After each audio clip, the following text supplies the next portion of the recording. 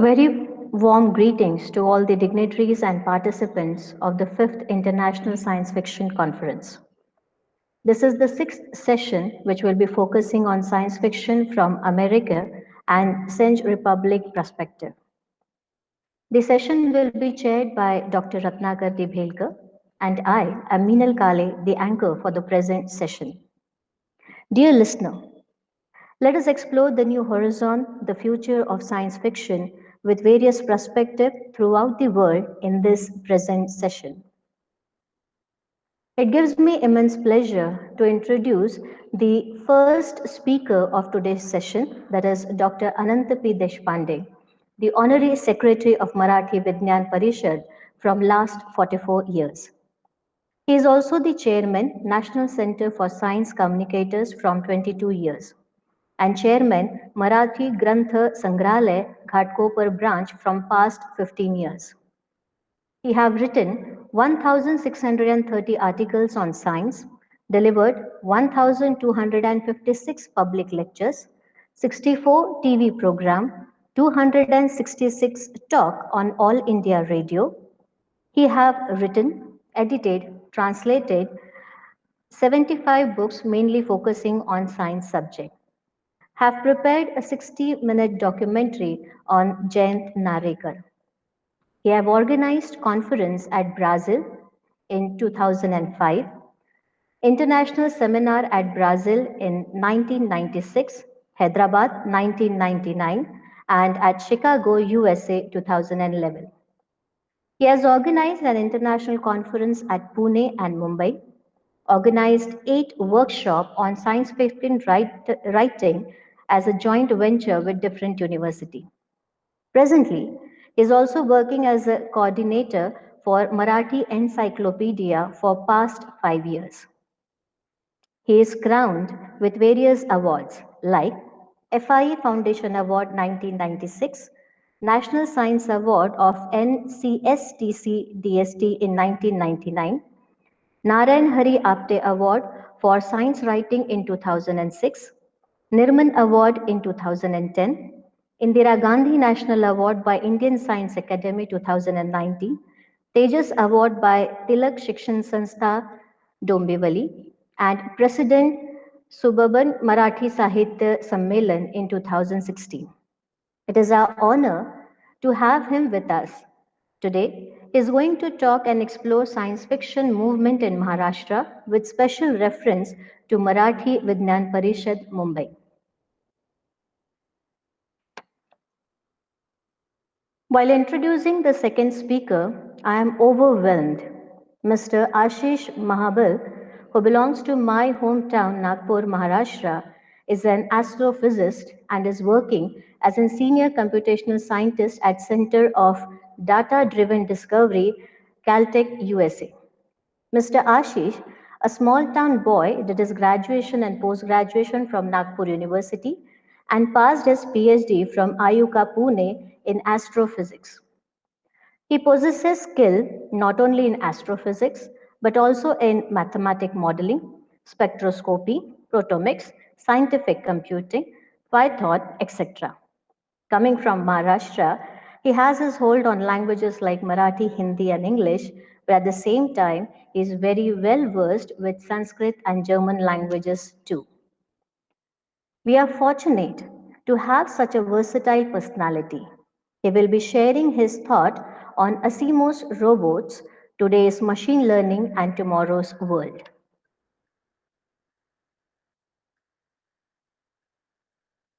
Dear listeners, our third speaker is a science fiction writer and a translator, Miss Lucy Lukakovikova from Prague, Czech Republic. In this session, she is going to talk about folk tales and myths of Prague in science fiction.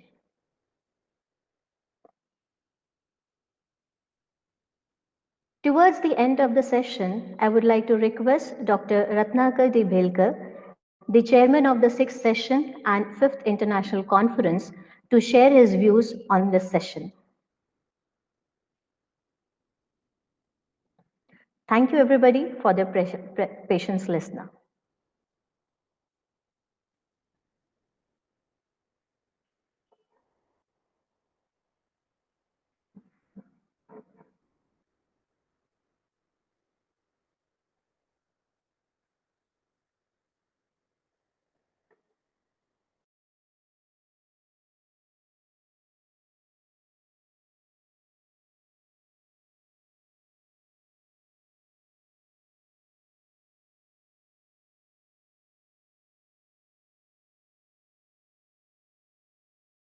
Dear all delegates, I welcome you all to this presentation on Sci-Fi Movement in Marathi language and an introduction to Marathi Vigyan Parishad. Marathi is one of the Indian languages, dates back from 600 AD. It is one of the 22 official languages spoken in India, third largest spoken in India after Hindi and Bengali, and 10th largest spoken language in the world. About 100 million people speak Marathi language across the world. In Marathi language, the first printed sci-fi story available is one published in the magazine Kerala Kokil from Cochin under the title Chandralokachi Safar, a translation of Jules Verne's Man in the Moon. Some early writers of sci-fi in Marathi are Vaman Malhar Joshi, S.B. Ranade, T.R. Devgirikar and N.V. Kogekar. This is up to 1936. However, from there onwards, hardly any sci-fi was written except few horror stories by Narayan Dharap. Sri V.V. Shirwadkar, alias Kusumagraj, N.K. Behere, B.R. Bhagwat, D.B. Mokashi, D.C. Soman, D.P. Khambete are few more, but B.R. Bhagwat mainly wrote sci-fi for children. B.R. Bhagwat further translated stories of Jules Verne and H.G. Wells. However, since he was a popular children's story writer, even these translations of Jules Verne and H.G. Wells were treated as children's stories. Narayan Dharap wrote few sci-fi stories but were ignored, hence he wrote horror stories. They were appreciated by readers, and for some time horror stories meant sci-fi stories left the impression in the minds of readers. This was during 1960 to 70. Later on he also wrote few real sci-fi stories. However, the real start to the movement of sci-fi was with the initiation of sci-fi writing competition by Marathi Vigyan Parishad in 1970. It got a prestige when well-known scientist Professor Jayanta Naralekar participated in the competition and won the prize in 1974. By then he was already a well-known scientist worldwide. Hence he felt if he writes with his name, judges may get pressurized. Hence he used a nickname as Narayan Vinayak Jagtap NVJ, which is in a reverse direction, his initials JVN, Jayanta Vishnu Naralekar. In spite of this, his story was adjudged as the first prize-winning story. Once he knew that he got the prize, he came out of the mask and declared his real name. His impression initially was that sci-fi stories can be used to explain science to the readers. His stories were criticized and then he changed his stand.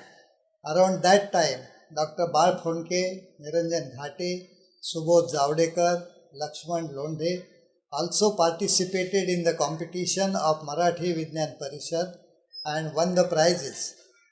Then these people started gathering in Marathi Vigyan Parishad on one Sunday every month to discuss their sci-fi stories, criticize among them, improve them, and then give it for publication. This was during 1980-90. Fortunately, these are the well-known sci-fi writers in Marathi for the past 35-40 years. Few magazines encourage the sci-fi writers and publish their stories. Some magazines devoted their Diwali festival number fully for sci-fi stories for a number of years. In fact, when a word-known scientist like Professor Jayanta Naralekar is writing sci-fi stories itself gave a fillip to the genre. In Maharashtra, Diwali is a big festival and about 400 Diwali numbers get published every year. This is a tradition of Diwali numbers in Maharashtra for the past 111 years. There is a competition among them to get sci-fi stories from famous writers. Half of these 400 Diwali numbers publish sci-fi stories in their numbers.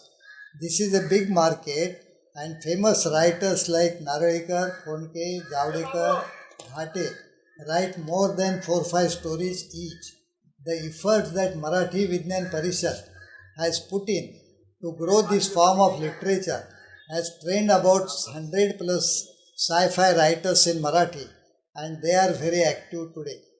Sci-fi in Marathi handled earlier themes like space travel, robots, clones, time travel, and so on. But nowadays, sci-fi writers are handling the various conflicts created by the new frontiers of science and technology. Instead of escapist futuristic fantasies, they are concerned with today's problems and the tangles of ethics and morals science has created. Just to name a few: proliferation of nuclear warheads, the other side of biotechnology, and genetic engineering, mankind's perennial threat to the balance of ecosystem, artificial intelligence overshadowing the human values of freedom and free will. Though the early sci-fi demonized the scientific world by portraying Frey and Frankensteins and robotic giants, we all know that the reality is more subtle. The writers have raised eternal questions about our existence also. The different theories in science have changed our perception of reality. The reality can be defined by a parallel universe, mirror image universe of antiparticles, and the time wrap. Survival is also a major topic. The human race is constantly under threat by its own base instincts, by the visitors from outer space and the robots. The doomsday scenario of nuclear fallout or man-made disasters such as toxic gas leaks are also painstakingly presented. Science is universal, but literature is always faithful to its culture and at the same time transcends the boundaries of time and culture. Similarly, science fiction in Marathi language has its own flavor.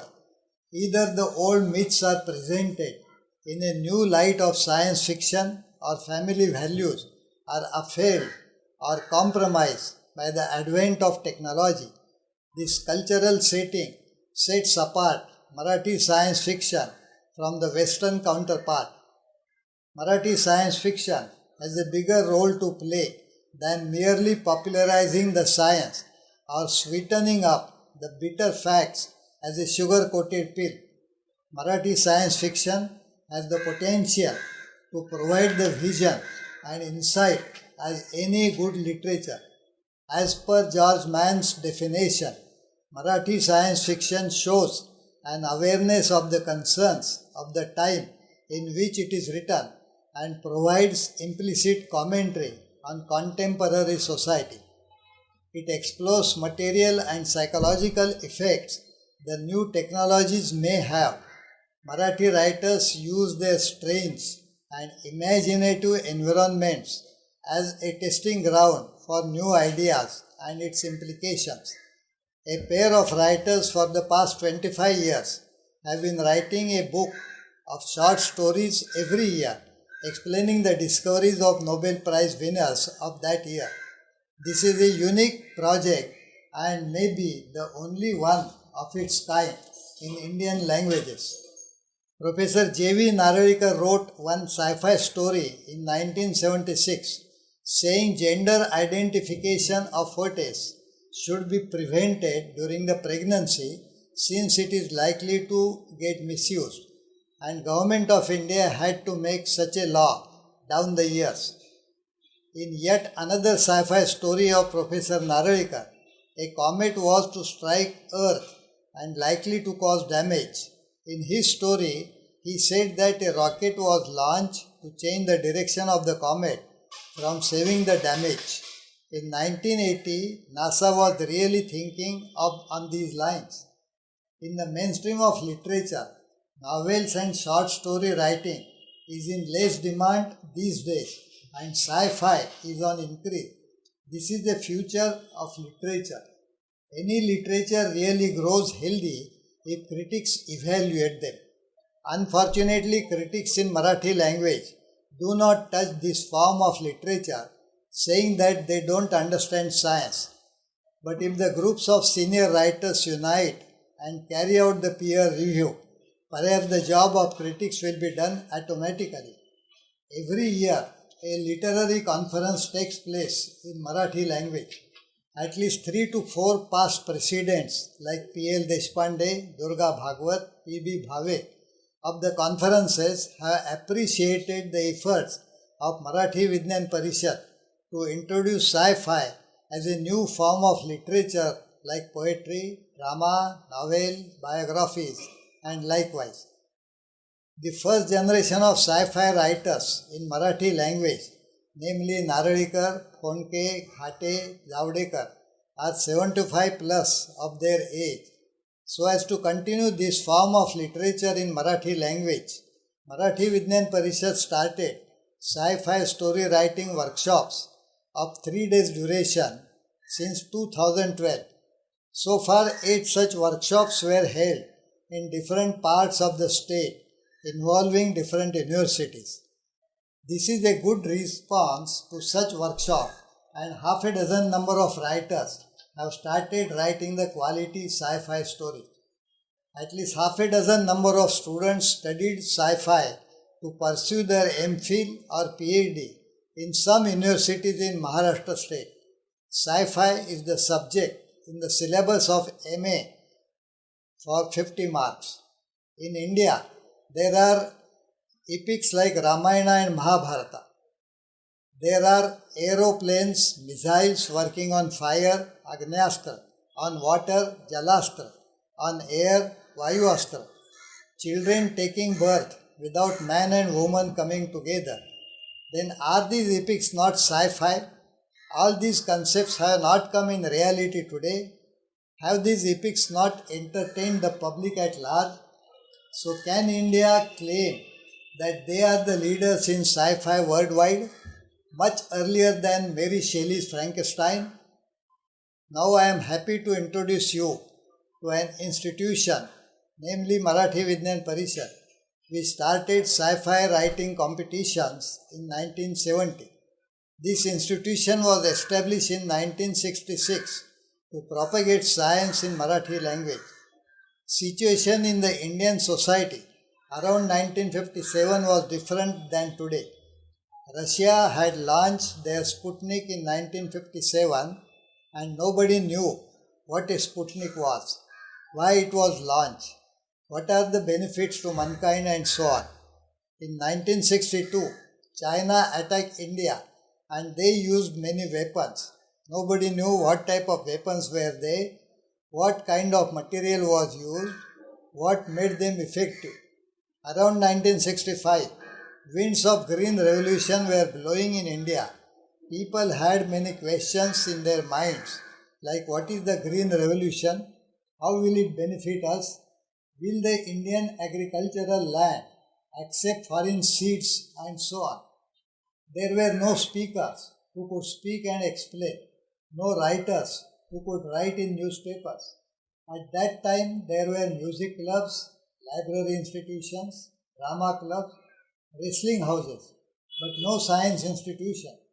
Then such institutions started emerging, and the first among them was Kerala Shastra Sahitya Parishad, founded in 1964 in the state of Kerala, followed by Marathi Vigyan Parishad in 1966 in Maharashtra, and then in the next 5 years, almost in all the states of India, such regional science institutions took birth and trained basically teachers and professors to talk about emerging science and write on them.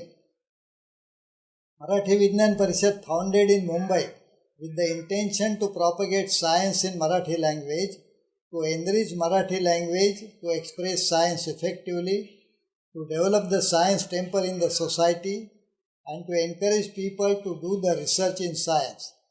Soon people came forward from different districts of the state of Maharashtra to open the branches. We started organizing lectures on different science subjects, holding the seminars, conferences, science essay competitions, science fiction writing competitions. These competitions were for school and college students as well as grown-ups. We started a program for school children on different science topics. They can ask any question in that subject and a panel of 3 professors will answer them. We started translation workshops of half a day duration. In newspaper, the news from different parts of the country as well as from different parts of the world get received on teleprinter machine in English, and editorial staff need to translate them in their language. If the news pertained to science, they used to find it more difficult. To overcome such difficulty, these workshops were very useful. We started annual conferences inviting Marathi-speaking scientists from different disciplines of science and held the conference at different cities or villages and requested him to speak on his research work in Marathi. In a 3-day conference, we organized symposiums on different subjects dear to the venue of the conference, inviting scientists to speak. Subjects were like scarcity of groundwater, salinity of farmland, problems in the cultivation of oranges, pollution, and so on. To fulfill the problem of creating the vocabulary of scientific terms, we demanded the government of Maharashtra to start a department of languages. Many universities of Maharashtra state had demanded the same thing from the government. That time there was a thought of giving education in Marathi at college level. So the language department was established in 1968, and during the past 50 years, 40 different dictionaries on science subjects like biology, physics, chemistry, mathematics, engineering and medicine and so on were made. Many subjects of humanities were also covered like aesthetics, logic, philosophy, politics, sociology and so on. In 1983, Marathi Vignan Parishad started a program for adolescent boys and girls, and when they attain the age of puberty, a program of terrace gardening was begun from 1995 to use household waste garbage and grow vegetables. Science Teachers Association conducts school science examinations under the name of Homi Bhabha. Written, practical and Viva are the 3 levels in this examination. We conduct practical sessions to give a feel to students about experiments, handling of apparatus and methodology. People are crazy of drama in Maharashtra state. Then 6 years back, we started science one-act play competitions. In the majority of the schools in India, there are no science laboratories. To educate students with the help of experiments, we train college students on school education of 8, 9, 10 and send them in schools once a week for 2 hours and train students in science experiments. To encourage college and university professors, we instituted one award, each of ₹1 lakh, for the best research. A PhD program was also started, and the first student has already bagged his PhD recently. 6 more students are undergoing the training. We have published Science Monthly for the last 53 years. Small books in print and e-form are also published by us. We also conduct programs for the physically challenged students. Marathi Vignan Parishad works jointly with state and central government science departments, All India Radio and different channels of television.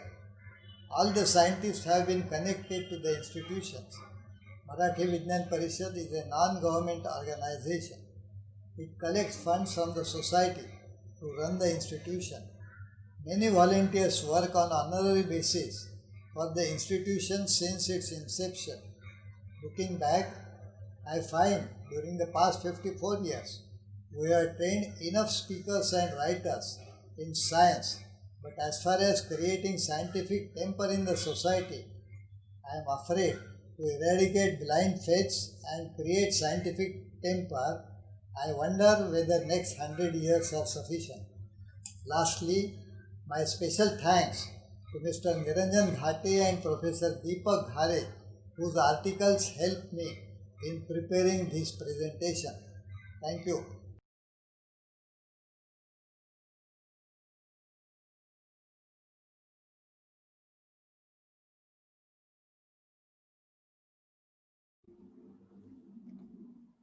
Hello, my name is Ashish Mahabar.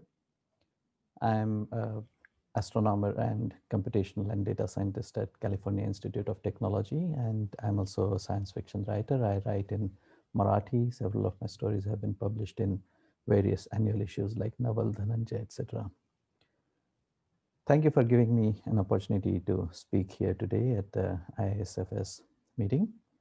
I'm going to talk about Asimov's robots, today's machine learning, and tomorrow's world, how they're connected with each other. So let's get started. For those in a hurry or those who don't want to listen to the whole thing, this is a TLDR, or too long did not read. So if only one thing you want to get out of this, this is what I'm going to convey. So Asimov was a fantastic story weaver. We all know that. No one needs to be told that. His laws of robotics still keep appearing in many, many stories. But robots with those rules cannot exist. But there is nothing against Asimov, because Asimov himself did not believe in his three laws of robotics, and I'll explain that a little bit. Then I'll come to the second part, that today's machine learning highlights these conflicts with the rules of robotics and the possible reality of them. And finally, I'll come to how it may be worth emulating those robots for our own sake. So we may not have robots of those kinds, but it may be good if we become like those robots. So that's my short summary of the talk, and we'll get into that. So I'm sure all of you know of the three laws of robotics, but it's still a good thing to summarize that right at the start. The first law is a robot may not injure a human being or, through inaction, allow a human being to come to harm. The second law is a robot must obey the orders given it by human beings, except where such orders could conflict with the first law. And the third law is a robot must protect its own existence as long as such protection does not conflict with the first or the second law. So these three laws summarize many, many stories that were built around robots by Asimov. So in the rest of the talk, there are going to be a few spoilers. So if you have not read Asimov and want to read them before, then maybe you should not listen to all of these talks. There are not too many of them here and there. So and the literature is so vast that you may not even realize what has been said. So in general, it may still be okay. So I'd like to start with an XKCD cartoon which summarizes why Asimov's laws are in the order that they are. So I'll split this cartoon into multiple ways. For instance, if the obey order part comes before the don't harm humans part, right? Because what happens is that don't harm humans is one of the main things, the first law, and obey orders comes later, which would conflict with that. But in case the obey orders came before don't harm humans came, then there could be orders that would cause humans to be harmed. And in general, that would be a hell. And there are three ways that that could happen, and that is what is shown here. Another possibility is that if the protect yourself comes before the obeying orders part, then what the robots are going to do is that they're not going to obey orders if they think that that's going to be bad. For instance, if you ask it to go and look at Mars, it says it's too cold there, I won't go there, because protecting itself comes before. So it can be a very frustrating world. The other possibility is that if they protect themselves before keeping humans safe, then what they can do is that they can do all kinds of things. But if they think that they are not going to be able to protect themselves, they won't obey the humans. For instance, here is a scenario where they say that I'll make cars for you, but try to unplug me and I'll vaporize you, because protecting themselves comes before keeping humans safe. So that can be a terrifying standoff. And of course, the more realistic thing or more logical thing is how Asimov himself ordered the laws that don't harm humans, obey orders, and protect yourself. And that's balanced work. And yet I maintain that the laws won't work. And Asimov knew that too. So in fact, it was John Campbell who suggested the laws to Asimov, seeing the patterns in his stories. John Campbell being, of course, the editor of Asimov. And Asimov himself broke the rules many, many times, all the times, in fact. In fact, the different stories, especially the initial ones, were such that he tried and tested different possibilities within the stories. He needed those conflicts in stories for the stories to be themselves. And he wanted to avoid Frankensteinism, so robots going rogue, for instance, right? So in the very first set of stories that he wrote, there are ones where the second and third law is being balanced. So the robot goes a certain distance to obey the orders, but then realizes that it'll be harmed. It comes back. Then the obey the order takes precedence because it's not being harmed anymore. So it goes again, and then it sees that it's going to be harmed, comes back. And so there was a lot of tuning that happened. There is a robot that learns to lie in order not to get lost in these. There is a third story where a robot tries to get lost, causing potential mutiny. And one more, which develops a sense of humor because it senses a potential loss of life. There is one that's made in the image of man, and one proving himself to be human by slapping another. So all kinds of variety in there. And those conflicts are what Asimov needed the rules for, and he developed them quite beautifully going into the different stories. So how's the evolution of these robots that happened? There are various interesting scenarios that come up in the different stories. So Daniel, the first human that works, the robot, human-like robot that works with Elijah, he, for instance, points a gun at a crowd in the caves of steel, well knowing that robots should not be harming humans. And that's explained later. Then Giscard is the other robot which can read and influence minds. That's something I don't like at all. That is because something like mind reading or being able to change someone's mind from a distance seems impossible. But I'll come to that a little later with respect to machine learning, because there are interesting ways that, to a lesser extent, not to humans perhaps, but that could be made to happen. And then Elijah, on his deathbed, reveals the zeroth law to Daniel. It's a very different law from the first three laws. So that's how things are evolving. And that's when Daniel is convinced that that law is more important. And then Giscard doesn't know about this law, but Daniel tells him about the law. And then when Giscard is dying, Daniel convinces him that his mind reading ability, the one that Giscard has, should be transferred to Daniel now. And that is what happens. So this is how the evolution happens for these robots. And I'll come back to the evolution part also, how in biological evolution, there is no aim. We will see that later, right? So clearly these robots are super evolved, right? And despite that, there are some shortcomings that happen. On Aurora, for instance, there are cars which are driven by robots, right? So there is a mention that cars could be self-driven, but there's still the robots are the ones that are driving the cars. Whereas today, here, we have an autopilot on Earth, right? Meaning Tesla cars, they can drive themselves. There are other companies investing in that. And the number of accidents that happen because of these cars is far fewer than due to human beings. So the cars are really state of the art. It's improving. So they have a nice model built that, which is dynamic, which is evolving. They can sense the different signs, people, vehicles, take turns, stop, and all that. So that's perfect, right? There's a passing mention of self-driving cars. Maybe Asimov did not want to show another type of mechanical intelligence, because the main intelligence that he was showing, the positronic brains of the robots, they would perhaps be belittled, is what he was thinking. That's my feeling, that's how it may have happened. Another thing that is mostly missing from Asimov's stories is personal devices. And think of the cell phones you have. Each of you have a phone right now, I'm sure, right? And these are smartphones. These are not robots by any means, right? But they're smart. And I'll again touch upon some aspects of that. So in one of the stories in Prelude to Foundation, Harry Seldon guesses the identity of robots through possibly, among other things, their personal communication, because no devices are explicitly mentioned, and yet there are two entities that are in contact with each other. And Harry reasons to himself that maybe that's how they are robots. They're communicating with each other through some channels that we don't have. So that's another thing which is something that we have right now, which you don't see in the stories. Now, this is where I make my segue into machine learning, the second part of my talk, right? So we have seen that self-driving cars and cell phones, these are examples of machine intelligence.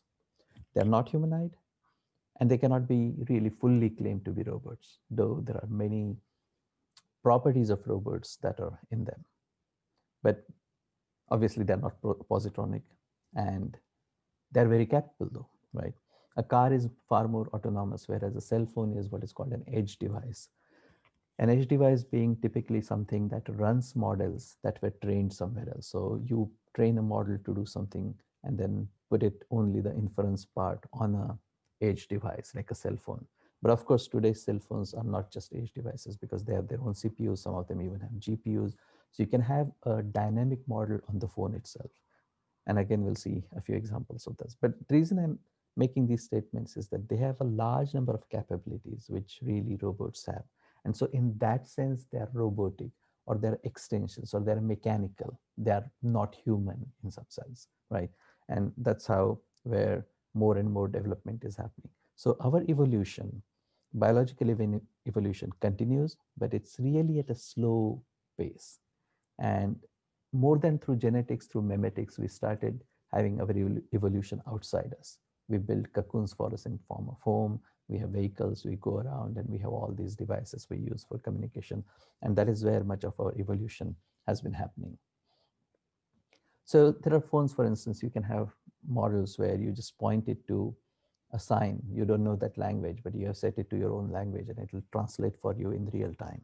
And it's a fantastic thing. It's a fairly simple app that you can put on your phone, and it's very useful that way to you. Or face recognition, meaning everyone knows of these apps now. So faces can be recognized very easily. If you go to something like Google Photos, you can find other faces, other photos that are like a particular photo that you have tagged. Or on Facebook, these get tagged all the time. So there are simple ways to do that. You have got to input image, and you can make derive several features from them, and using those detection transform things, you can make smaller parts of it, and then you can recognize them based on the different features that they have. So another more complex thing that I'd like to bring in is of the game Go, which is far more complex and abstract than chess. Chess, for instance, has only 20 starting positions, whereas Go, you've got roughly an order of magnitude more options at any given time. And a few years back, there was a competition between AlphaGo and Lee Sedol. Lee Sedol had 18 world titles at the time. And the app was developed, the algorithm was developed by DeepMind. Demis Hassabis CEO has been shown here. And this is before the match, of course. There are 10 to the power 170 possible positions in Go. And then when they played, Lee Sedol lost 4 out of 5 games. And here, for instance, the program can do the thinking very fast. And in fact, the game that was beaten, that beat Lee Sedol 4-1, later on another algorithm by DeepMind, which trained itself using just simulations, was able to beat the first game 100-0. So these things are really evolving fast. You see the complex setup on the left-hand side. So these things cannot be on our devices, cell phones. There are specialized machinery that is needed for this, but the machinery is also getting smaller and smaller, and we are starting to do machine learning with smaller training sets. So maybe a few years down the line, in our pockets, we can have computers that are as fast as that can be doing all these things. And I don't mean just in terms of running inference, not just models that were trained everywhere, but capable of having models on their own and the small chips, right? And those in its own sense is like an intelligence then. So much of the revolution started, the deep learning part is very old, but a lot of development started when a very good data set was put together and multiple teams started working on it. And of course, the hardware is getting better and better. So ImageNet is a data set that was put together. There were about 1 million images, 1,000 categories, and these different teams started competing with each other a few years ago. And every year, the model that was winning was better and better. And some of the models were quite complex. So these are the layers in the deep learning model that you have. So images go through all these layers. They get shred apart into millions of different features. And those millions of different features are like million dimensions now. And in that very, very high dimensional space, there are correlations that happen. And in that correlations, the model decides the classification of those objects. So this is one model that was 1 year. Next year, there was a 34-layer residual model, a slightly different architecture where there are skip connections that are happening in that. And again, as I said, the error rate was improving every year after that. In fact, in 2015, it came down to about 0.03%. That's roughly the rate of humans also. So the computers were already fast, but now they were roughly as accurate as us also. And the next year, in fact, that was beaten. So in 2016, computers were already faster and better than us at classifying images. And so once you have something laced by that, you can think of, if you have a robot in which this model is kept and the robot is using an eye, a camera for an eye, then it can be taking images and be able to classify that immediately and in a very straightforward way. Right, so this is 2016, and you can see the classification error has gone below 0.03 here now.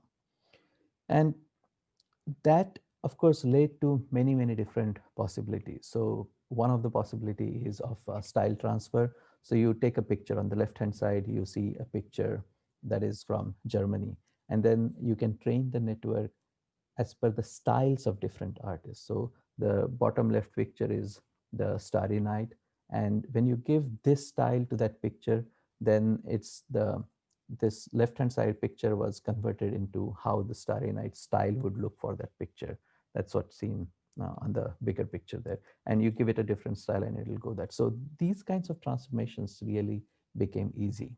So this is something, again, that couldn't have been thought of, say, 15 or 20 years ago. And of course, this is being applied to real science as well, not just art or simple face or games and so on. So I'm working on a project that where we try to look for early science of cancer, early detection of cancer. And we're looking for various different cancers. Here is an example for lung cancer, where you can give it images and then it looks for possible tumors. It has been trained from before, and then it can find those tumors. So again, I'm giving these examples just to show how machine learning today is far advanced, and it can do all kinds of things, and the models are getting smaller and smaller, and it can really be put into smaller devices and be mobile and lots of things. Here's an example from my astronomy project. So Zwicky Transient Facility is a sky survey that looks at the entire northern sky every few nights, and we look at variable stars. There are more than 1 billion objects that have been observed with this. And then a large number, about 20% of those are variables of some kind, and we look for periodic variables. On the left-hand side, we have separated them into variables and non-variables. And on the right-hand side, we have taken only the variables out of those and subclassified them into different classes. So there are various classes that are seen in there. So again, just different examples, similar techniques that have been applied to that, right? But then what you can ask is that, what is it that the machine is, I won't use the word thinking, but what is it that the machine is looking at? I said that it takes a picture and the picture can be shredded into a million different features. But what kind of features are these? So if you train an algorithm to look for dogs, then what it's going to do is that in every pixel, it's going to look for dogs. Is this dog like, is this like a ear of a dog? Is this like an eye of a dog, and so on? So it looks for dogginess in pixels. Another one would look for catness in a pixel. So depending on what it is you have trained, it'll try to look for that. So just like long back, Thomas Nagel had written this essay, what is it like to be a bat? You can ask, for a given model, what is it like to be a machine learning model looking for that? And those are the kinds of pictures that it looks. And of course, what we want to do is that we want to understand quite well what it is thinking about, because only then we can make better models. Because once you start understanding, that is when you can also fake things. So on the left-hand side, you see a column where there is a school bus, and then there is a quail, and there is a temple. But when a machine learning model correctly classifies them, it uses certain pixels, certain relationships between pixels to do the classification. And if you understand that, then you can change only those pixels in a very specific way. So if the images on the left-hand side, if they're 300 pixels by 300 pixels, the total number of pixels are about 1 million. And then when you have that, then If you change 1,000 pixels, you are changing only 0.1% of the pixels. So nothing really, 0.1%, right? So that is what is done. So specific pixels were changed in the middle column. And when those pixels were added to the left-hand column, you get the right-hand column. Because only 0.1% pixels were changed, you don't really see any change visually. But when the right-hand column was given to the same machine learning algorithm for classification, it classified all of them as ostriches. So suddenly a bus became an ostrich, a temple became an ostrich. Why? By changing very specific pixels, right?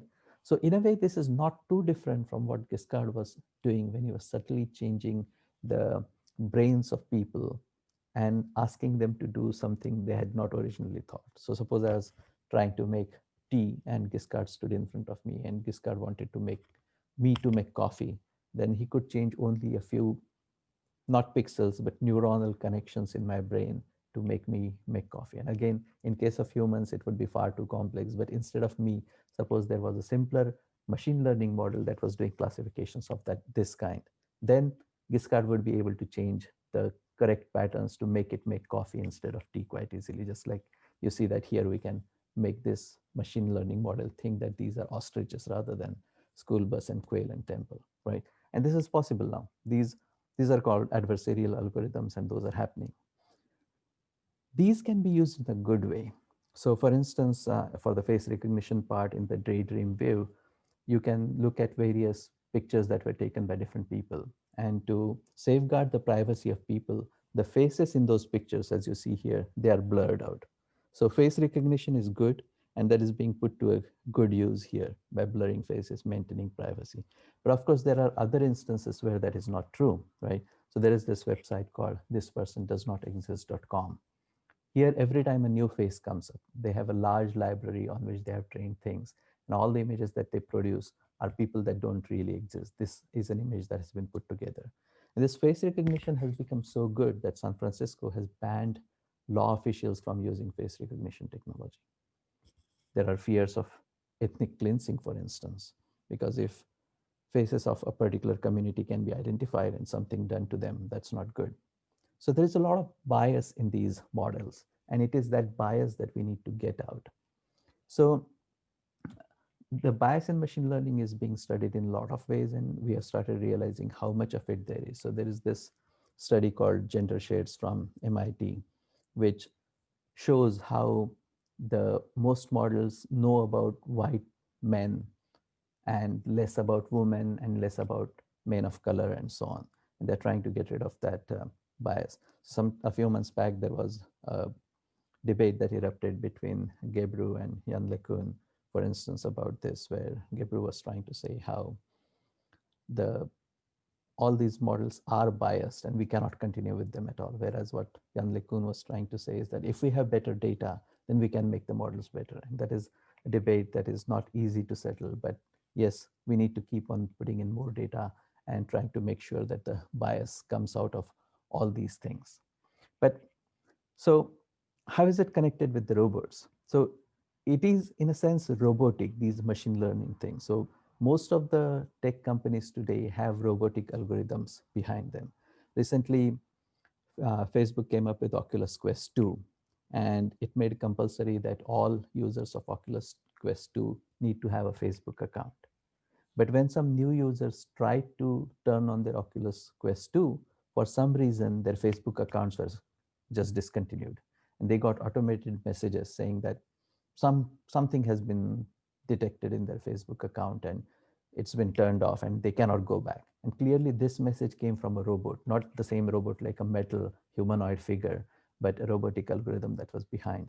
And here was a robot telling humans that they cannot get back their account. So they were, in some sense, harming humans. So they are clearly not Asimov-like robots. But what I'm saying is that that is all because it depends on how humans train the algorithms. It is because how the bias is in all these algorithms. That is how things are going to happen with any set of bodies.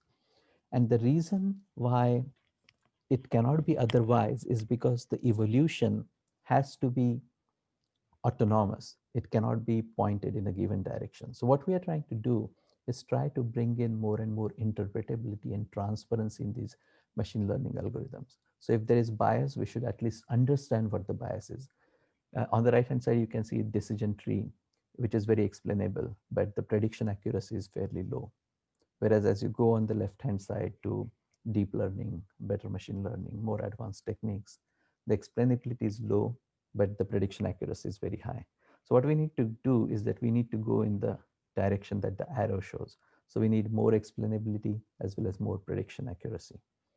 And so this is where the zeroth law of robotics comes in really. And I mentioned that before, but I did not explicitly state it. Was zeroth law is what Elijah told Daniel when he was on the deathbed, that a robot may not harm humanity. It's not just humans, not one human being, more human being, but humanity, which is a more fleeting concept, which is a more abstract concept. So a robot may not harm humanity or by inaction allow humanity to come to harm. And this is where I come back to my point of evolution, that our evolution, for instance, is not directed. We are not going in some direction. What we are trying to do is that we are trying to sustain ourselves, adapt ourselves under changing conditions. So having an aim and being autonomous are contradictory. If you have an aim, then it essentially means that you cannot decide on the spur what to do, because you're trying to decide in a limited way going in that direction. So Asimov's robots, if they're autonomous, then they will have to think out of the box. They will have to think not just about humans or humanity, but also themselves together, not one layer after another, because otherwise it's going to limit what's possible. And that is why I said that those robots are not possible. And again, through the conflicts, Asimov, of course, knew that also. So if robots are only human serving, they cannot be versatile or advanced enough at all. But if we put in zeroth law, is that good enough at all? How is anyone, let alone a robot, to know or decide what is good for humanity? Because those things are changing. Many things that we considered were good long back, we know they are not good. There are many things that come in there, like sati practices or homosexuality or various other similar things that are social norms have been changing. Better, more inclusive laws are coming in. So clearly what is good for humanity, or what we considered was good for humanity at that time and now, is really changing. So how is anyone or anything going to decide that? So even such robots cannot exist even with the zeroth law incorporated. But maybe there is a saving grace, and that is what brings me to the final part of my talk quickly, the humanics laws for humans. So I think what we need to do is that we need to change the laws of robotics and make them for ourselves, whereas we can be the saviors of humanity. So the zeroth law could become a human may not harm humanity, or by inaction allow humanity to come to harm. First law, a human may not injure another human being or through inaction allow a human being to come to harm, except when this will contradict the zeroth law. Second law, a human must cooperate with other human beings except where this would conflict with the earlier laws. Third law, human must protect its own existence as long as such protection does not conflict with the earlier law. So these are mirror images of the laws of robotics, and these we have derived directly from the laws of robotics. But the crux is that if we can apply these to ourselves and make sure that we can work for humanity, then there's a lot of good that can come about. So here too, there would of course be a few issues. It's not simple to apply these at all. But after all, these are directives and not natural laws, because if they're natural laws, we won't be able to go against them at all. So if we inculcate similar principles in our machine learning, make sure that they are not biased, then the world is going to be a far better place for all religions, people of all religions, races, color, gender, etc. And other problems would be solved too. And yet at the same time, it will also lead to progress. It's not as if the world is going to be static, where nothing happens, everyone is peaceful and not doing anything. No, that's not what we want.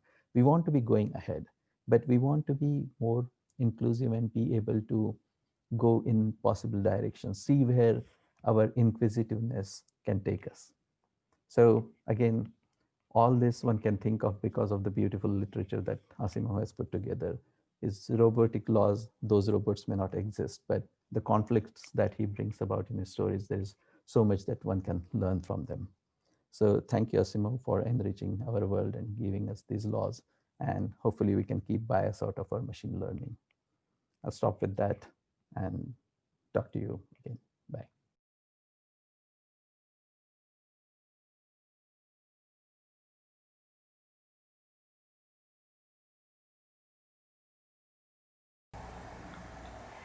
Greetings. I am Lucie or Lucy Lukačevičová. I am a science fiction writer, translator, creative writing teacher, and cultural anthropologist. My paper is about folktales and myths of Prague and their connection to science fiction. Prague is the capital of the Czech Republic, situated in Central Europe. It has 1.3 million inhabitants, and first traces of settlement in the area date back about 7,000 years. It has a very rich folklore and ghost stories tradition, so my lecture can't encompass it all. My goal is only to give an overview and pique the interest of my honorable audience. Stories are the blood, bones and breath of human imagination, and myths and folk tales even more so. The creatures of myth and folklore are a living part of their environment and culture. Their depiction evolves and changes in the same way society changes and develops. Those which do not change might be forgotten, or they just remain a memento of the past, a remnant of the times when their story was created. I will try to elaborate and illustrate this by some examples of Prague folklore. A typical supernatural being of Prague is the golem. It is an artificial being created by Jewish mystics, followers of the teachings of Kabbalah. The word golem in Hebrew also means a cocoon, chrysalis, something unfinished, incomplete. Usually this creature does not speak, because if the act of creation was perfect, it could be an offense of God the Creator. A golem is animated by a mysterious amulet or inscription called Shem, which comes from the word Shem ha-Meforash, the hidden mystical name of God. The Shem is placed onto the golem's forehead or into his mouth. Golems are often strong, resilient, but without proper will of their own, very much like a robot.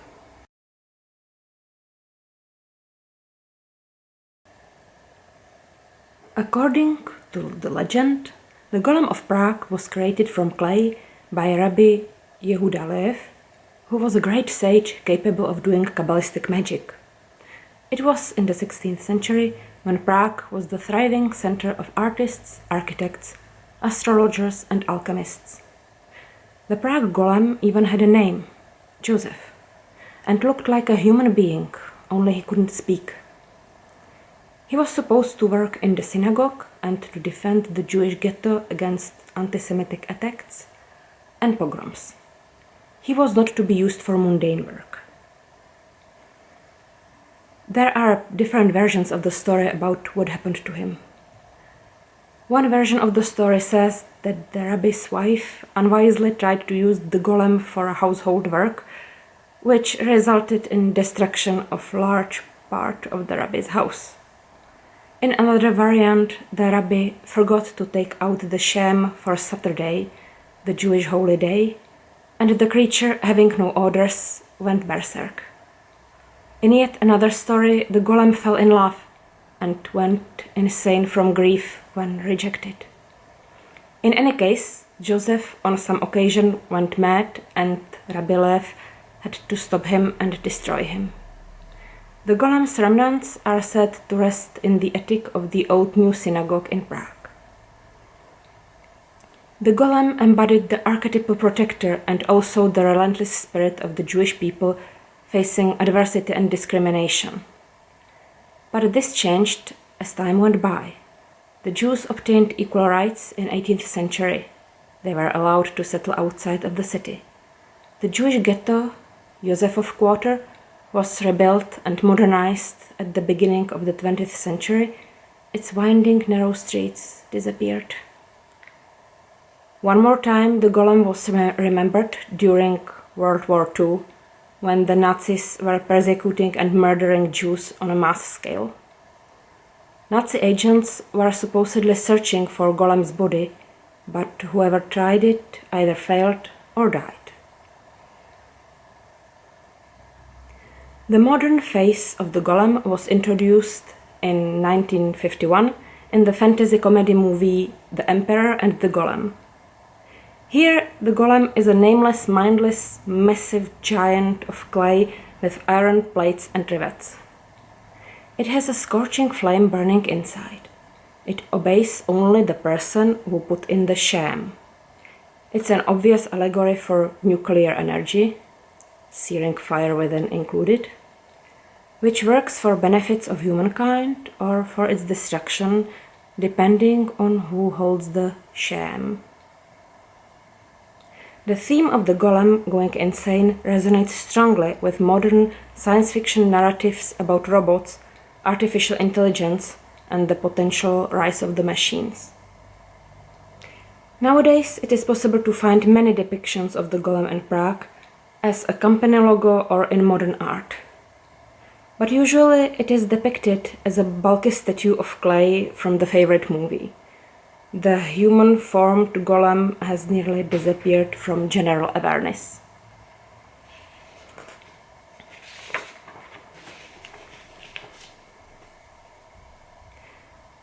Another well-known fairy tale and folktale being is Vodník, a water goblin or water spirit. I will use the terms interchangeably. Prague has its river, Moldau, Vltava in Czech, where the water spirit resides. Water spirits who drown people and keep their souls in cups under lids are plentiful in the Central European folklore. The exact nature of the water goblin copies the nature of the river or body of water which they inhabit, and it is also changing with time.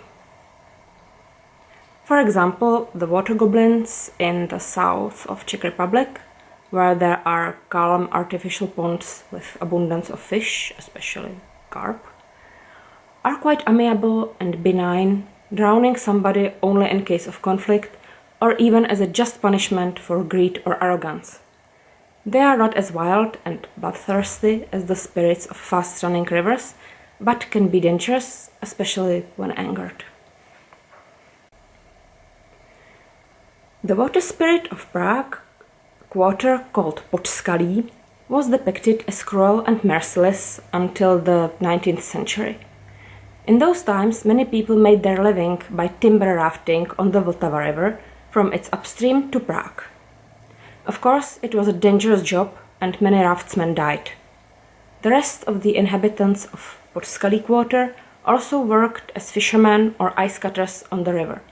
People could drown on plenty of occasions, not only adults but also children who had to help with the work.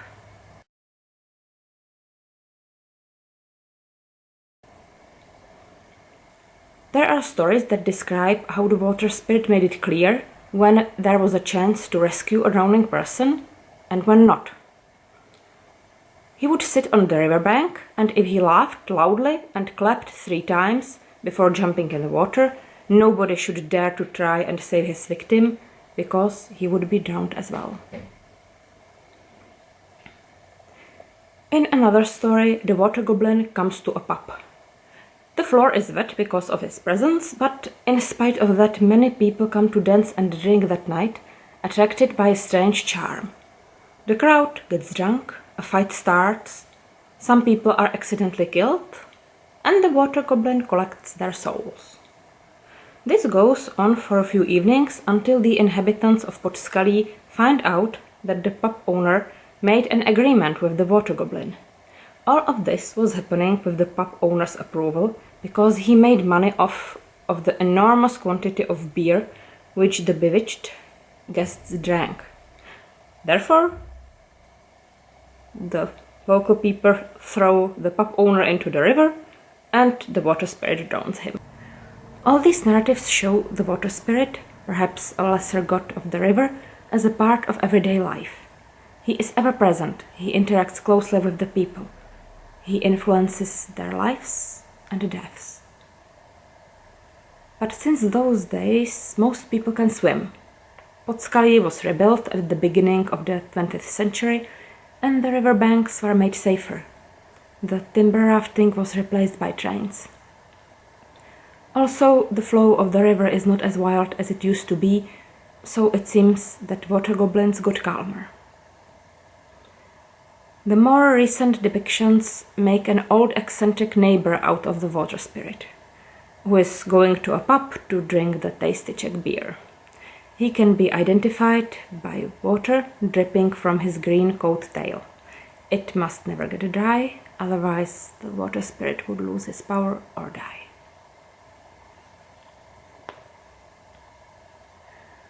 The third type of supernatural inhabitants, and the last one I will mention in this paper, are ghosts. A ghost, in Czech duch, is a restless soul of a dead person. They are truly abundant in Prague, but appear only at night. Most frequently, they are souls of people who were malicious and sinful during life. They neglected some duty, didn't get a proper burial, or suffered pain and injustice. All these kinds can be potentially either dangerous or benign. The ghosts don't change during centuries and as individuals, but the change is apparent in the different types of ghosts. For example, from the time when Prague was occupied by Swedish army in the 17th century, we have many cases of ghosts of Swedish soldiers who were killed for looting churches, in duels, etc. One nice example is the headless Swede who can be seen riding down Nerudova Street. He was stealing silver and gold from Prague churches. The locals ambushed him and cut off his head. His comrades never found his body, and because it all took place in the time of war, he was soon forgotten. His ghost is harmless. Only on one occasion, a drunkard insulted him, and the ghost gave him a strong slap, but didn't kill him. Other ghosts of Swedish soldiers are scattered all around Czech Republic, for example at Český Těšín near the Polish borders, etc. In the 16th century, the Jewish quarter was thriving when the Jewish mayor became the Minister of Finance and helped to develop the ghetto with his money. Since then, the Jews have become a part of Prague life, and many of the ghosts are Jewish, often Jewish women.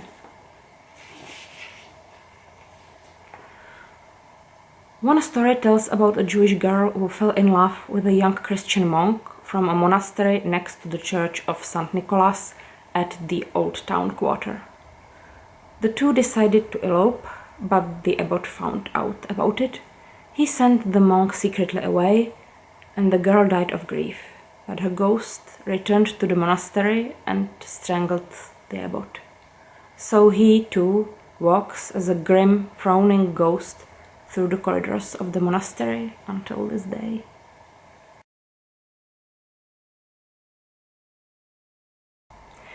As you can see, Prague's past and present are deeply rooted in its folktales, ghost stories and legends. The Prague supernatural scene also reflects in science fiction.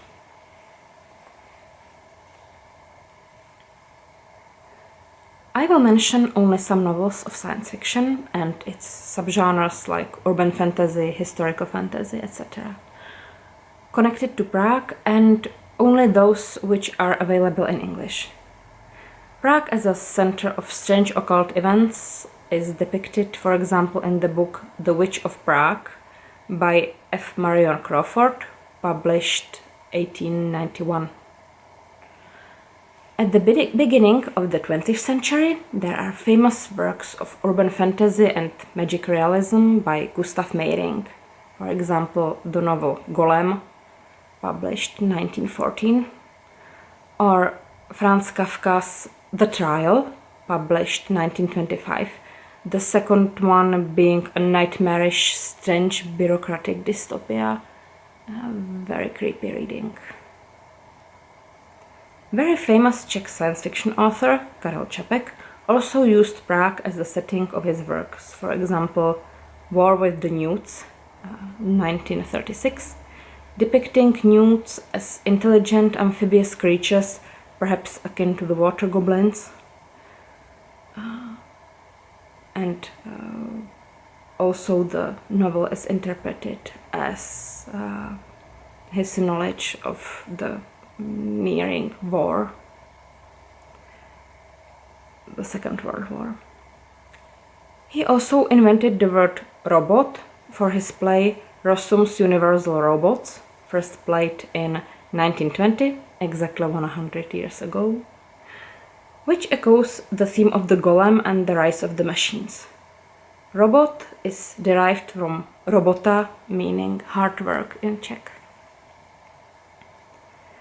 The Argentinian writer Jorge Luis Borges set his fantastical short story The Secret Miracle in Prague during the Nazi occupation. It was published in 1943. Now let's have a look at more recent texts. Prague Golem is reflected in science fiction novel He, She and It, also called Body of Glass, by Marge Piercy, published 1991. The story presents questions about humanity versus artificial life. The book The Other City by Michal Ivas, published 1993, depicts the other, poetic, magical, mystical Prague. It's pure magic realism. World-famous author Umberto Eco wrote the novel The Prague Cemetery, published 2012. It is about a cast of historical characters and a conspiracy from the 19th century. My own works, which are set in Prague, are Detective Agency Sirius, Detektivní kancelář Sirius, which is an urban fantasy working with legends, myths, and creepy children's games. Another one is Green Dragon, Crimson Lion,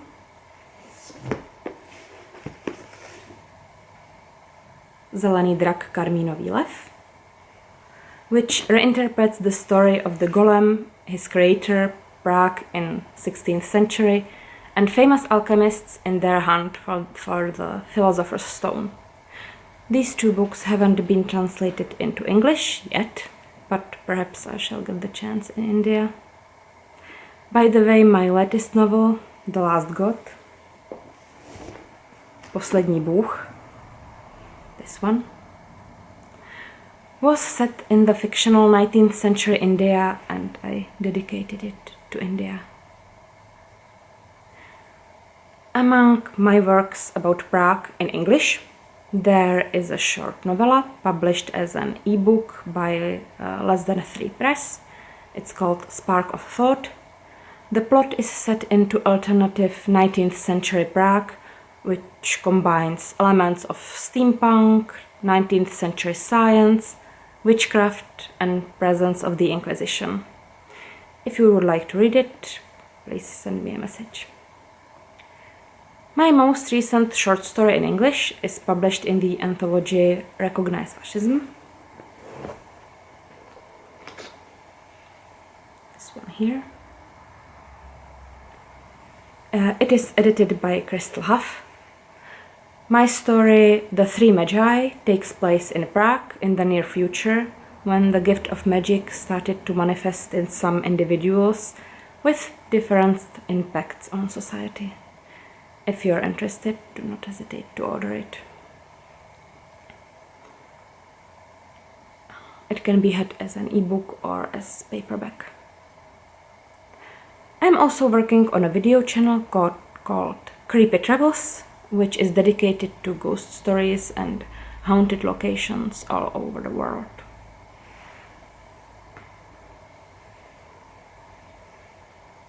I firmly believe that through national folklore depicted in science fiction and its subgenres, different nations can learn about each other and get closer to one another.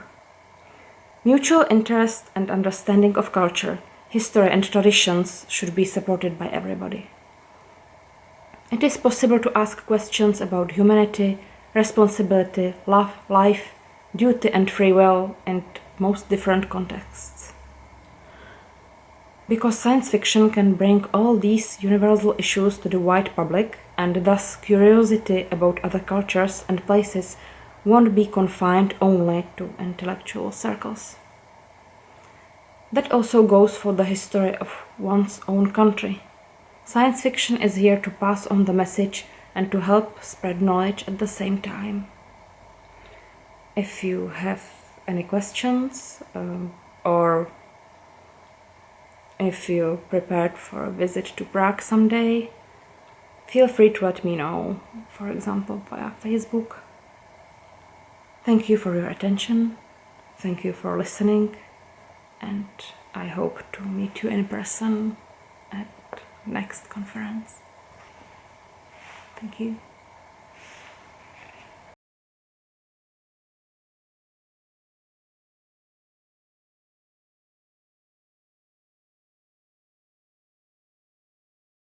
From Indian Association for Science Fiction Studies. This is the 19th annual and 5th International Science Fiction Conference. But this is an online one and a unique one. We could bring together the representatives from 3 of the continents, namely Asia, Europe and America. But all of them speak about the modern trend in science fiction, hence this is worth listening to their versions. The first speaker is Mr. A.P. Deshpande from Mumbai, and he has expressed this in his speech about the human concern that is the main one in science fiction. So we have a focus here. In spite of it, he has elaborately tracked the science fiction history in India, particularly the Marathi one, starting from Kale at the turn of 19th century, and it has published a story called Tereche Hasya, and many more works for that matter in those days, and the imitations and translations of H.G. Wells and Jules Verne were also found publication during those times. In the 1960s, the existence of Marathi Vigyan Parishad came in Mumbai to promote Marathi as well as science.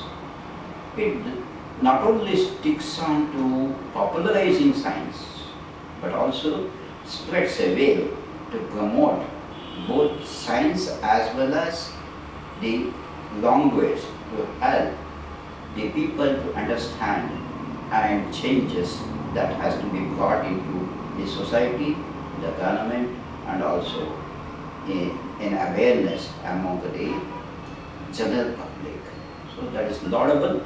And in 1970s particularly, it has bloomed like anything, and the boom is in such a way that they conducted the science fiction writing workshops and also competitions. It is very surprising that Jayant V. Nalekar, the professor of astrophysics and one of the world scientists to name, he has started writing science fiction, and he had a vision that science, if it is combined with fiction, then it will be effective. So the language as well as science must go hand in hand. This advocacy has come with his own story in a competition held from Marathi Vigyan Parishad, wherein he had used another name. In spite of it, he won the prize. This was followed as a wave in Marathi science fiction. Niranjan Ghate, Sir, Lakshman Londe,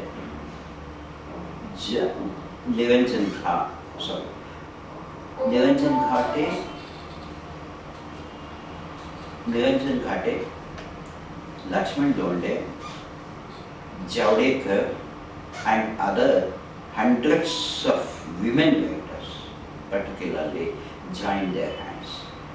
There is a festival that goes on in Diwali also, and the journals, about 400 of them, will publish science fiction stories.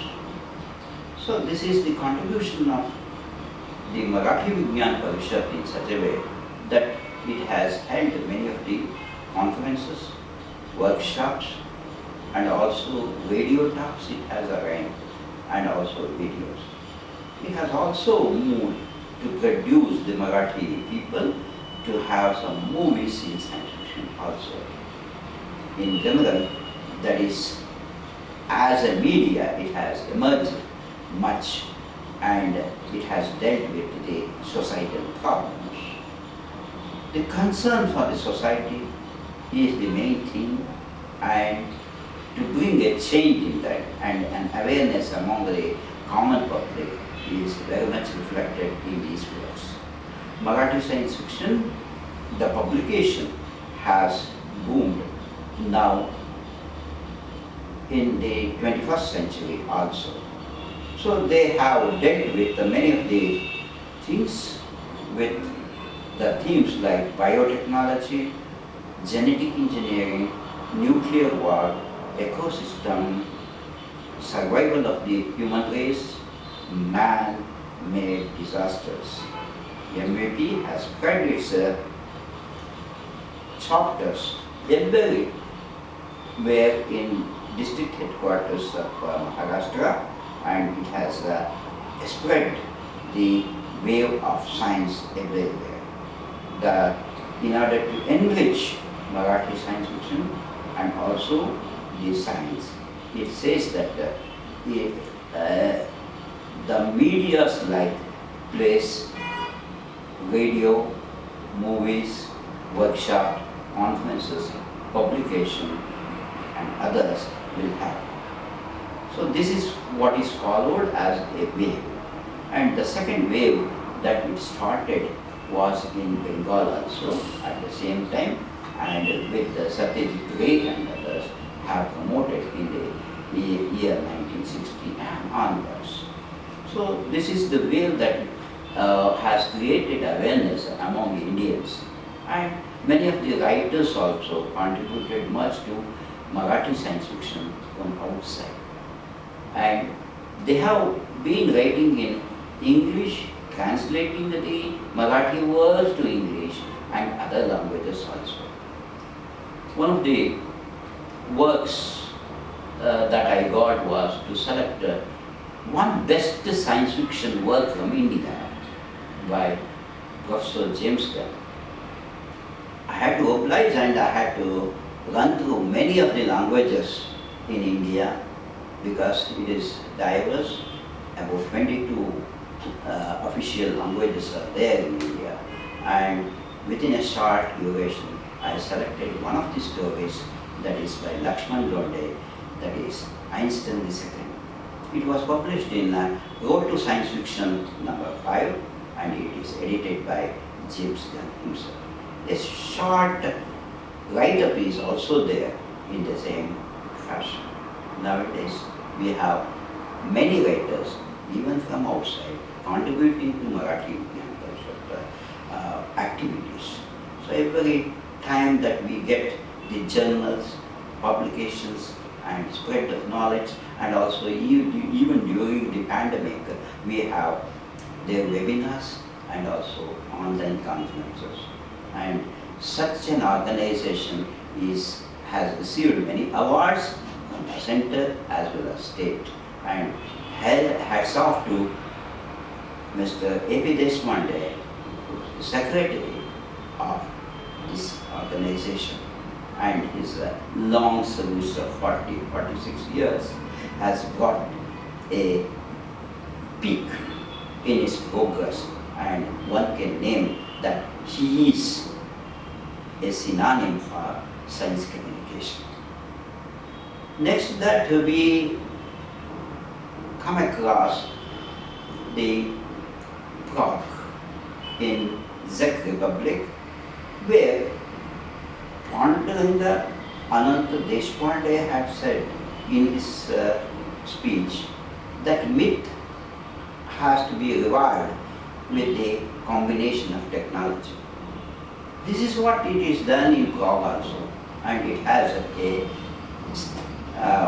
particular thing with technology has brought us to Lucy Lukovichova of Czech Republic, and her very paper presentation, Folk Tales of Prague Myths, and particularly with reference to science fiction, is an interesting study and an innovative also.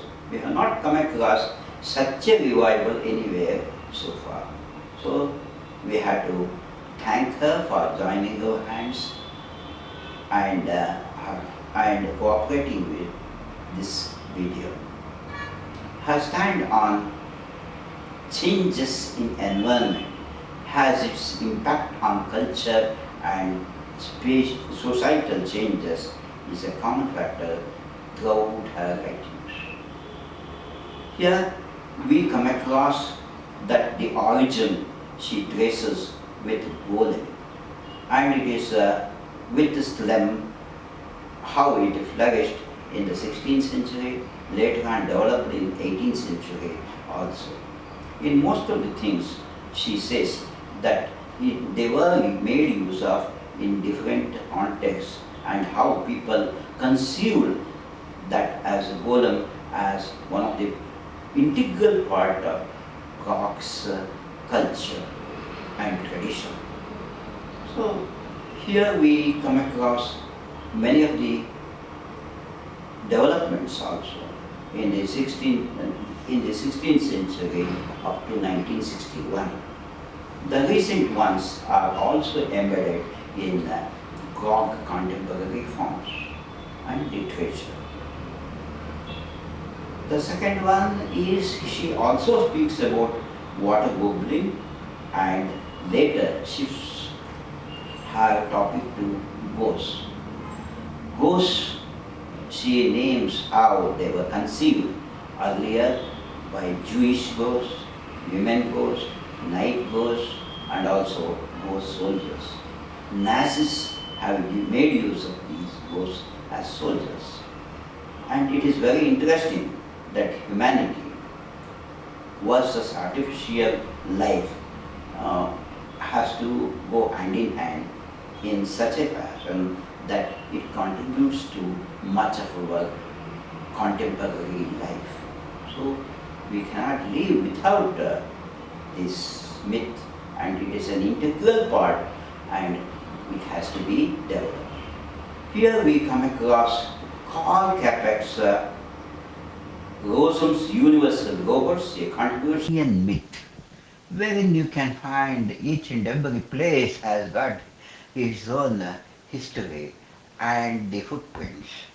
The Ramayana and the Mahabharata took place throughout the country, and if you visit any one of the places like Dwarka, Dandakaranya, Nasik, or even Avani, you can come to know their presence, and they have left a remarkable big foot there. So we cannot discard the myth.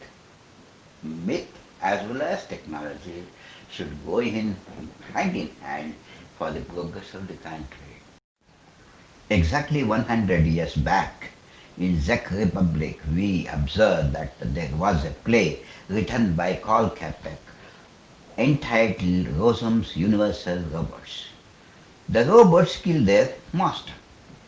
This is what we call it as Frankenstein complex it is by Asimov himself. And right from 1818, Mary Shelley's work, we observe every other work will have the same theme.